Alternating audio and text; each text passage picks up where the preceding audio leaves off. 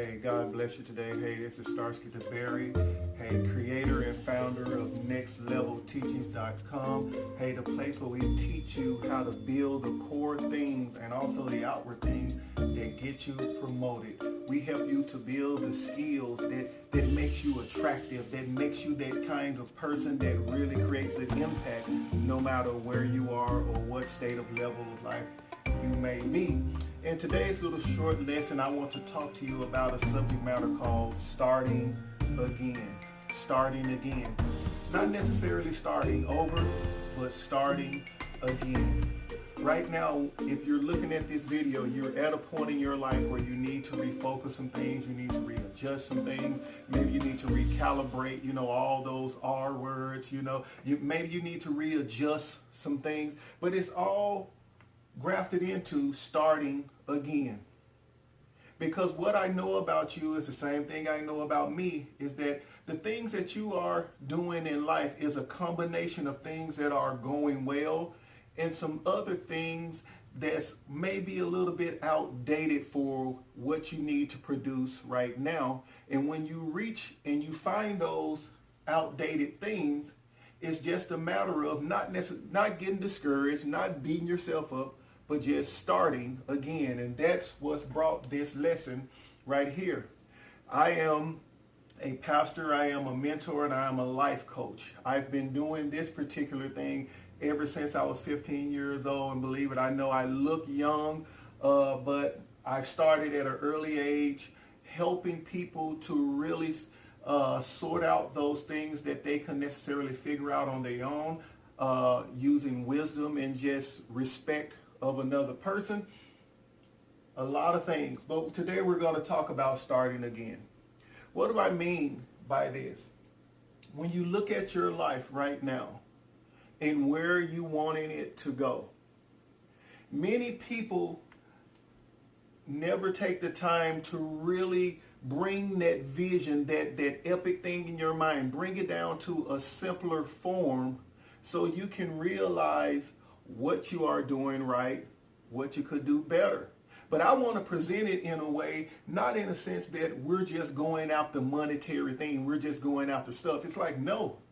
Wealth is a creation of a lot of things, inclusive of money. It's the people, it's your own self-esteem, it's your impact on the world. It's all of those things that are the ingredients that make you feel wealthy. Not just rich, but you feel wealthy. So today I want to help you create like a plan as you're starting again in your life. Everybody starts with some type of vision in mind, whether you have it written down or whether you're just speaking it out, talking it out with your friends. You have a vision in mind. But what keeps a person from achieving something in the time that you have allotted for yourself is your ability to make the vision that is so grand in your mind simple. Now, simple doesn't mean dry toast. It doesn't mean boring. It doesn't mean just mundane. It includes those things, but it don't mean that just because you're making something epic simple is saying that you're taking it seriously. Okay. So you have a vision here, and I wanted to break it down into 4 different compartments so you can see that what you are searching for in life, what I'm searching for in life, is a mixture of 4 basic things. Number 1, you're looking for your own self-esteem. You're looking for self-esteem. In your vision is self-esteem. Nobody builds a vision, no matter how much of a humanitarian they are, no matter how much of an activist they are. Nobody is so selfish that you're not considering yourself. I mean, when you take people like, Nelson Mandela, Nelson Mandela, just the fact that when we say his name shows that there is a strong evidence of him in the things that he does. So your vision, it has that element of self-esteem. Then you have the element of your support community. These include your family, your friends, your inner circle of people that your vision touches, your vision influence, it persuades, it motivates, it gets that ebb and flow of love going back and forth. You need these people, your support community. Then you have your resources. Your resources.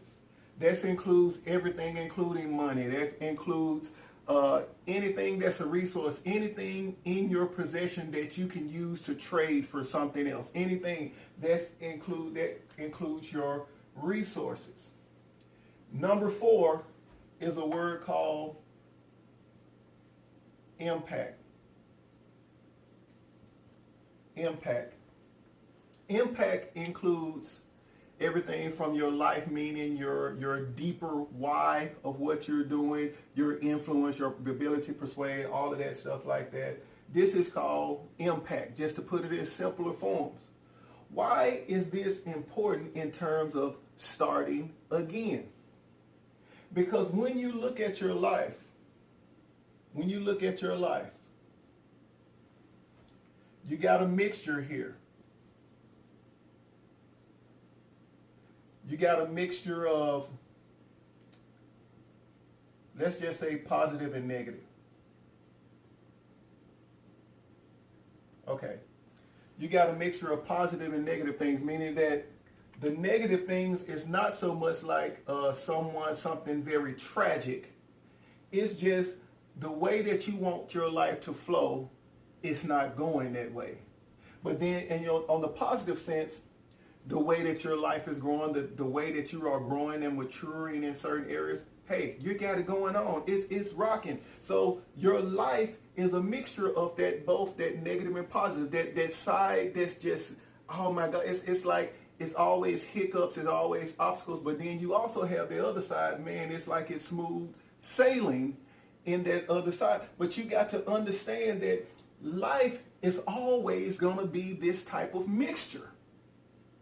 And if you're listening to any motivation that never includes this mixture as to say that this is just a part of life, how then can a person get you to the place where you're grateful no matter what?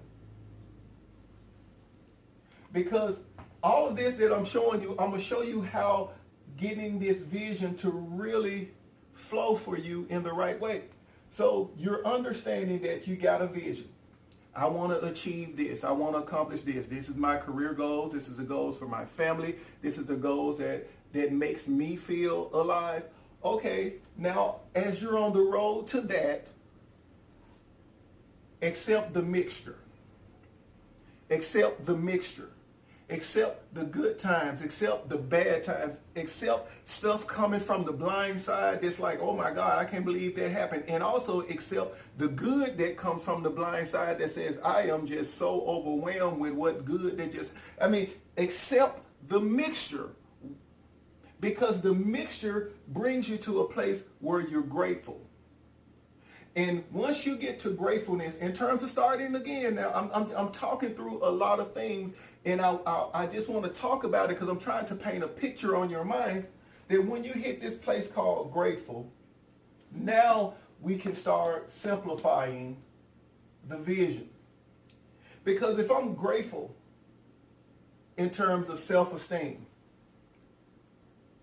if I hit that place called grateful, then your mind, your heart begins to think about, well, what am I grateful for?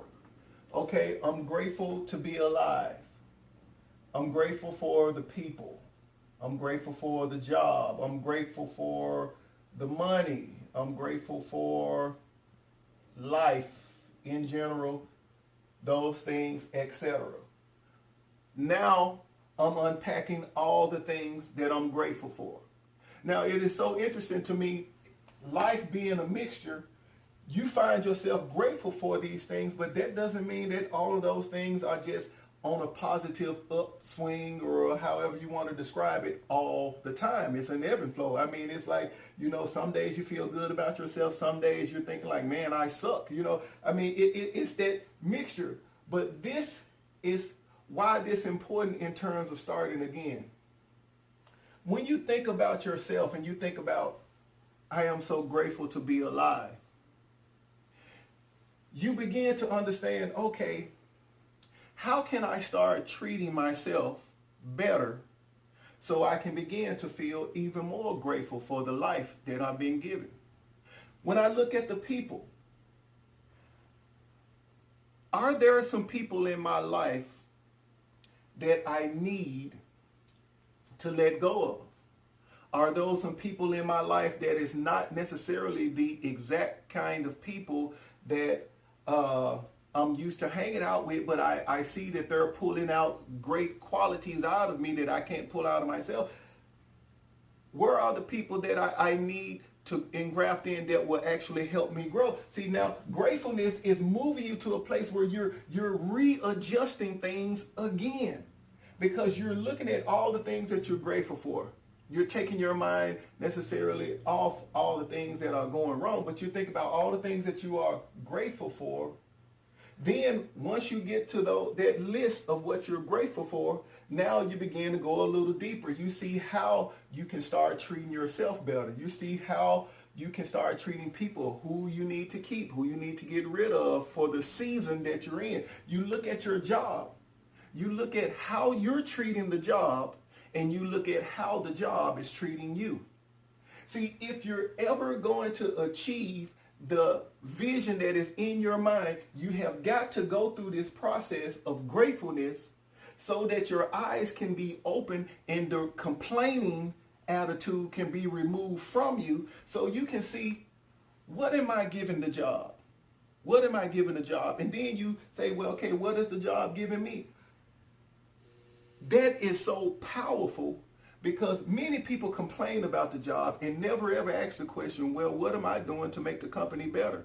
Or vice versa, what is the company doing to help me to achieve the vision that I'm achieving? When you can look at it from that perspective, you will give yourself a deadline to know when you need to leave this job or when you need to get promoted in the job. You will begin to develop hard lines that pushes you towards the vision that you see yourself as. But you got to come to this place of gratefulness. Okay. When you're trying to start again in the areas of your community, and I touched on it a little bit with the people,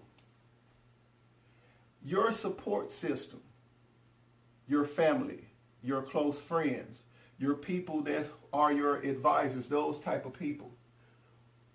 Starting again with people, the right kind of core people, is very vital if you're ever going to reach the vision that's in your heart. Because a person can love you, but yet slow you down.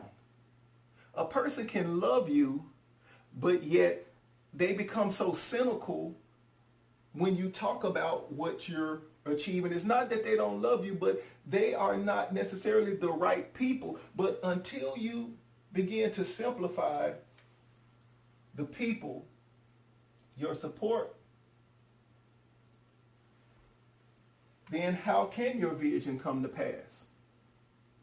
Starting over, starting again, is about looking at, what did you say you want to become? Who did you say you want to become? How did you want to impact the world? And then you go through this and say, okay, I've investigated me. Now I got to examine the people. Who's helping me to grow? And who is weighing me down? Who is encouraging? Who is just critical? You begin to investigate your support group. Why?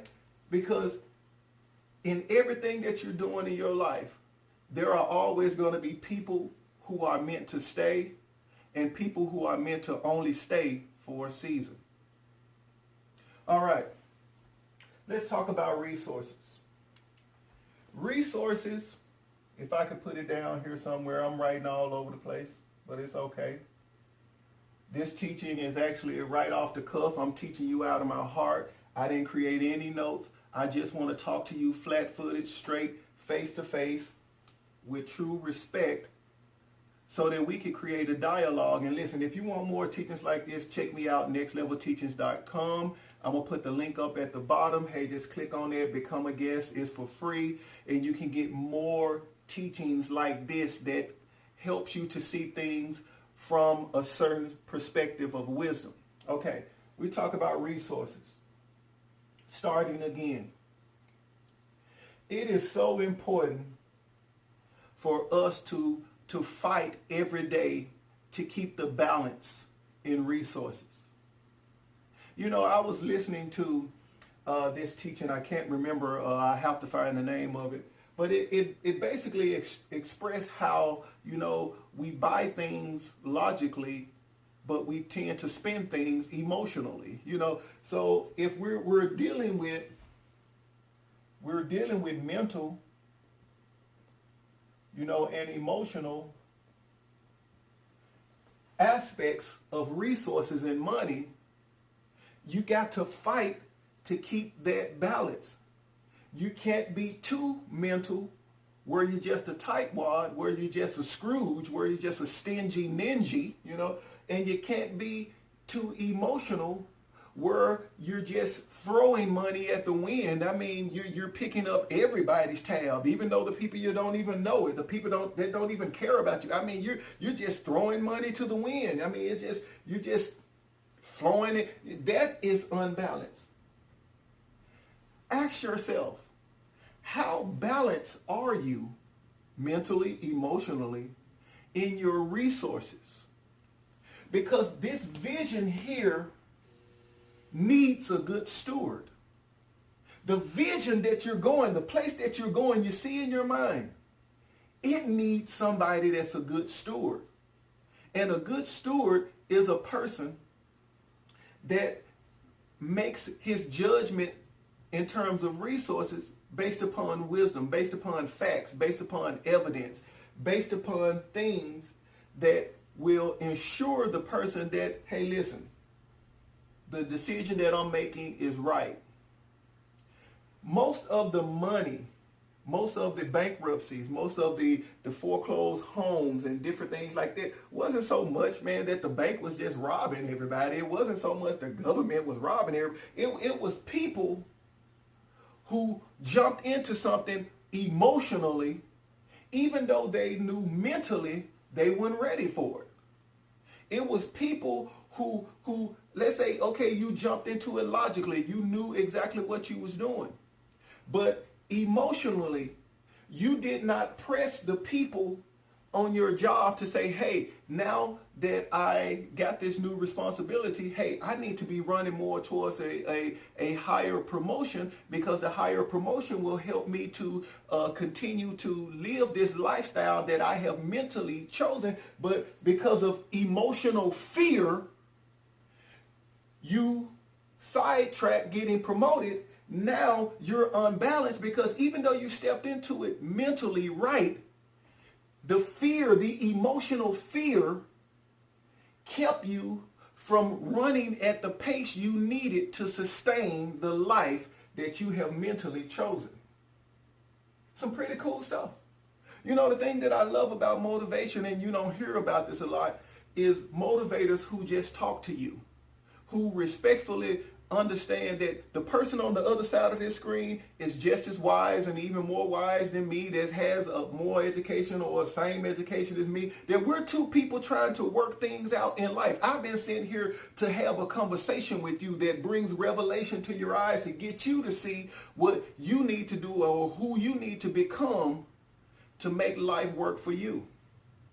To make it work for you and to get you to a place where you are a blessing to others. My job is to have that type of dialogue with you. I am not the motivator that tries to beat on you and beat on your mental and your emotions to get you to see things from my perspective.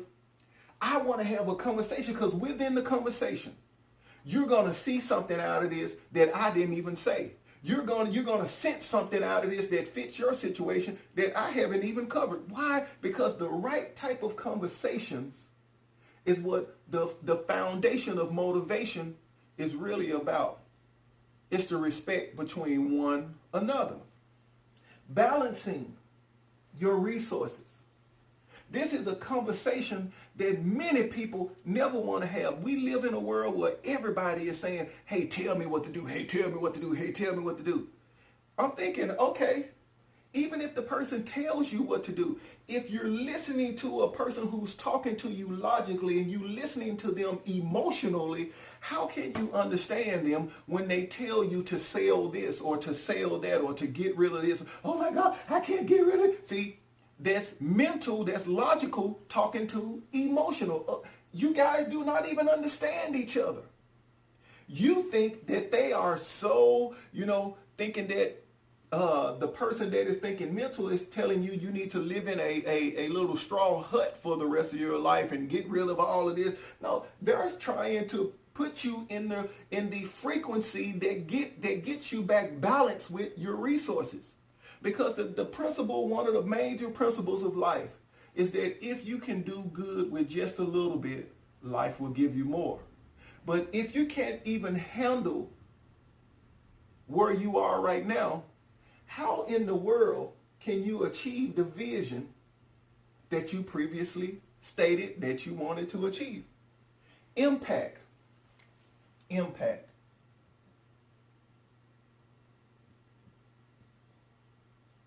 And I want to put next to it is the why. Impact is the part of the vision that everybody is talking about now. You got to have a why. If you look 3 years ago, people were talking about, positive thinking, high self-esteem, and then they was talking about support groups, and then they moved into the time when everybody was money, money, money. Hey, you got to have this type of money to feel this. But it's like, okay, if you get all three of these going, but you're not really making an impact. You're going all around spreading your news, people grabbing hold of it, hey, great. But you're watching people thrive, but you yourself really don't have a strong grip on why you're doing what you're doing. The impact. See, impact is something that has got to grab me first, and then when it grabs me, because the why, I have the why. When I speak, I'm speaking to somebody else's why. So there's two impacts talking to each other. But if I'm just speaking to you and what I'm saying to you, I got the results, I got all this, but I'm losing track of why I'm doing what I'm doing. It doesn't have any lasting effects because it doesn't hit that deep place inside of you that realize that the reason why you're working a job that you don't like, the reason why you deal with the ups and downs of life, that when life knocks you down, you get back up. The reason why you continue to live, even though you feel like you're surviving, even though, the reason why you get up is because there's a why that pulls you up. It's a why that's greater than your self-esteem. It's a why that's greater than what the support system can give you. It's a why that's greater than what the money can do. It's the impact. It's the impact. It's where it's called legacy. Legacy. It's those type of words. Impact. To touch somebody's life and change their life forever based upon something that you did. How often do you investigate your impact? Because if we think about why we're doing what we're doing, and you look at the 5 areas of change and growth, you look at your personal development, you look at your relationships, career, life meaning, health, those types of things. If you look at the reason why a person should work out, not because I'm trying to impress somebody else. I work out, I eat healthy because I want to live long enough to see my vision come to pass. I want my body to be healthy enough so that even when the vision come to pass, I would still be able to have the strength to walk it out. I won't leave this earth because, I chose to eat bad. I chose to not exercise. But when you really investigate, you'll find that starting again is not a bad thing. It's not a bad thing. Hey, listen, there is more I got to say on this. There's a lot more I got to say. My name is Starsky DeBerry. Hey, listen, join me again for another episode of NextLevelTeachings.com. Hey, I'm going to share with you these types of teachings like this every day to really give you those daily nuggets to help you to refocus in your life and realize that even though you don't have a lot of things that you desire, you do have some great things that will help to put you on the path to get you where you're going. So consider starting again. Look over your life. Look at the mixture that is in your life. Find those areas that you can strengthen, make stronger. Find those areas that you just need to hack. You need to cut it off. You need to run a little leaner instead of, cut away the fat. Find those areas.